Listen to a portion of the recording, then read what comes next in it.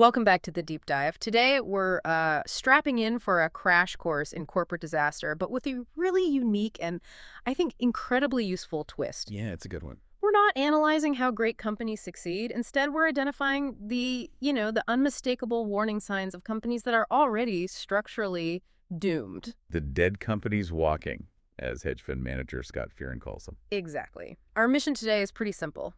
We're giving you, the listener, a clear, actionable framework to quickly spot the signs of, well, inevitable business failure. And it's all about understanding structural risk. Right. Helping you sort the fundamentally sound businesses from those that are terminally ill. And that framework is so crucial because, as our sources show, failure is rarely a sudden event. It's not a lightning strike. It leaves clues. It leaves very distinct, measurable clues long before any bankruptcy filing. So before we jump into the financials, we need a basic vocabulary. We're going to start with a simple taxonomy of business demise, Okay. because not all failures are created equal. Okay, let's unpack that taxonomy. Our sources point to the investor David Rocker, who basically boiled down the entire miserable spectrum of business collapse into three fundamental categories. The three Fs. He gives us the three Fs of business oblivion. Exactly. And understanding the three Fs, that's frauds, fads, and failures, it helps you categorize the reason for the decline. So what's the quick breakdown? Well, frauds are the obvious ones. Intentional, often illegal deceptions, the accounting manipulation. They often look amazing on paper right up until the moment they completely implode. Okay, so that's number one. What about fads? Fads are businesses built on something transient. They have this massive, rapid growth. They peak really quickly, and then they inevitably burn out when consumer interest shifts. Right, like some novelty consumer product or a piece of tech that just didn't stick around. Exactly that. And then the third F, the failures, that's where Scott Fearon focuses most of his energy, right? Yeah. Precisely. Failures are businesses that just made persistent, deep operational or strategic mistakes over a long period. They suffer from these structural flaws that prevent them from competing profitably. So it's not a single event? No, it's systemic. And it's this third category, the true failures, that leave the most visible red flags for us to find. That distinction is really helpful. So now that we have the categories, let's transition to the specific financial and managerial habits that act as immediate warning signs. The tells. Yeah, the tells. Let's start with the debt trap. Our sources repeatedly warn that using debt, especially short-term debt, to finance aggressive acquisitions is a major mistake. A huge one. But that sounds like classic corporate growth. When does that leveraged growth become a fatal red flag? It becomes explosive when you add industry context. This is the core insight from Fearon. The debt isn't just risky on its own. The industry context turns it into a ticking time bomb. So it's not the debt, it's the debt plus the business model. Yes. That debt-fueled acquisition strategy becomes a massive warning signal, a red flag alert, especially if the company operates in a cyclical, a commodity, or a highly competitive low-margin industry. Can you give us an example? Think about it. Mm-hmm. A cyclical industry, like mining or construction supplies, is tied directly to the economy. Margins are already razor thin. Okay. So if a company in that space uses high debt to aggressively buy out competitors, a roll-up strategy, they're basically betting that the good times will never stop. I bet they're going to lose. Inevitably. The moment the cycle turns and demand drops, even just 10%, their cash flow vanishes. And suddenly, they can't service the debt they took on. Right, because the debt doesn't care that the housing market dipped. Not at all. Loading up on leverage in those sectors is practically signing your own death warrant. So if the company is in building materials or maybe competitive retail and they're leveraging up to buy the competition, that's immediate cause for alarm. It really is. But it's not just the balance sheet that signals distress, is it? It's also the corner office itself. Precisely. We need to look at management discipline, or the profound lack of it. Identifying fat overhead costs and particularly egregious CEO compensation are immediate red flags. Okay, but hang on. Large CEO salaries are kind of normalized now, especially for public companies. Where does the line cross into a clear red flag? It crosses the line when the extravagance becomes totally divorced from the underlying business model. Our sources specifically point out that CEOs with excessively expensive tastes are massive red flags. Why, though? Just because they like nice things? Because that lack of cost consciousness at the top, it just ripples down through the entire organization. It's a cultural problem. And we aren't just talking about a high salary. We're talking about visible bloat. You have to look beyond the salary line on the P&L. And there's a truly memorable, specific real estate anecdote our source provides here. It perfectly illustrates that disconnect. Oh yeah, the BMHC example.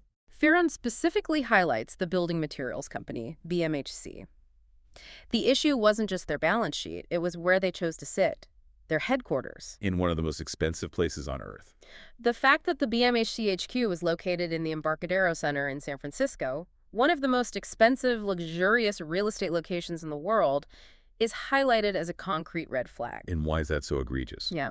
Because BMHC was selling commodity goods.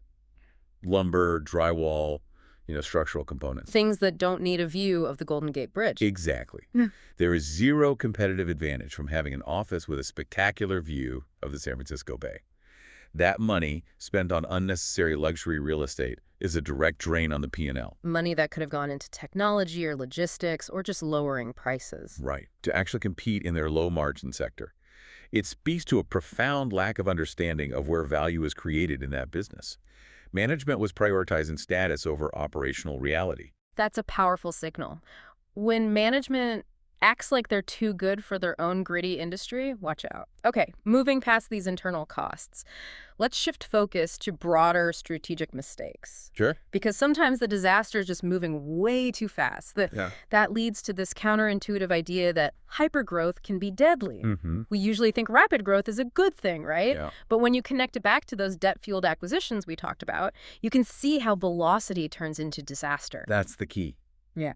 It's growth without infrastructure.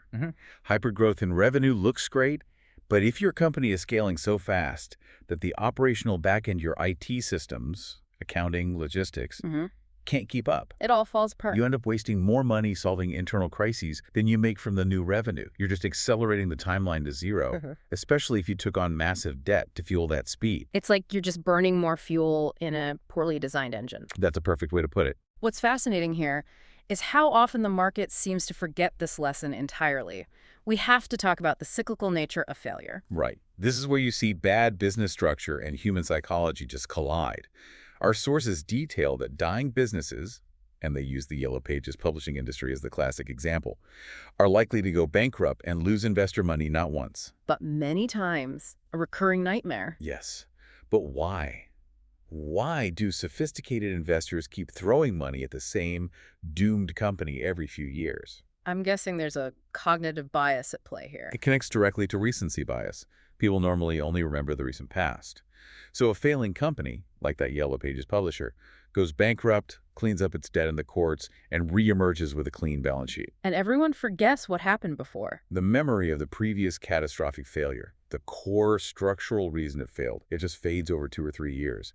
New investors, driven by this new optimism, forget the fundamental decay of the business model. They fall for the turnaround story. They fall for the narrative, ignoring the fact that demand for the physical product is fundamentally gone. And the cycle repeats. New money comes in, hits the same structural wall, and fails again. That raises a critical question. If general investors are prone to this short-term memory loss, who in the market does see these cycles coming? Who's paying attention? That's the final crucial piece of market intelligence from our sources. Short sellers. Okay. They are almost always cited as the smartest, most cautious, and most informed investors out there. So for listeners who might not be familiar, can you define what short interest is and why it's such a powerful indicator? Sure. Short selling just means betting that a stock price will fall. The crucial metric is short interest. That's the percentage of a company's shares that have been sold short. And if that number is high? If the short interest is extremely high, it means a massive amount of critical informed money is betting heavily against the company's survival. So they're the ones doing the real deep dives. They are. They spend months or years looking for problems, structural decay, fraud, all the things we've been talking about. While the typical investor is just focused on quarterly growth, if you see high short interest, it's a powerful predictive market signal that the people who spent the most time looking for flaws have found them. So what does this all mean? Let's synthesize the key takeaways for you, the listener, focusing on detection. We've established that failure is a spectrum, the frauds, fads, and failures, and that true operational failures leave clear tracks. Right. To spot a dead company walking, look for businesses in those risky cyclical industries that are leveraging high debt for acquisitions. That signals extreme risk. And then you combine that with... You combine that with bloated, expensive management overhead. Think luxury offices and excessive compensation that is fundamentally mismatched with the actual business. Those are the twin pillars of structural failure. So the value of this knowledge isn't just knowing when to run away, it's identifying structural weakness, not just a patch of bad luck. You're looking for flawed foundational strategy. A strategy that will fail, regardless of temporary market conditions. Okay, so given that our sources indicate dying businesses often fail repeatedly, the Yellow Pages being the classic example of that memory trap, we have a final provocative thought for you to explore. What currently troubled company, maybe in a legacy industry or facing deep technological disruption, might be entering its second or third cycle of failure right now? A company that the market is overlooking because they only remember the recent positive restructuring story, not the decades of core structural decay that led to the first failure. Something to mull over as you analyze the next turnaround story.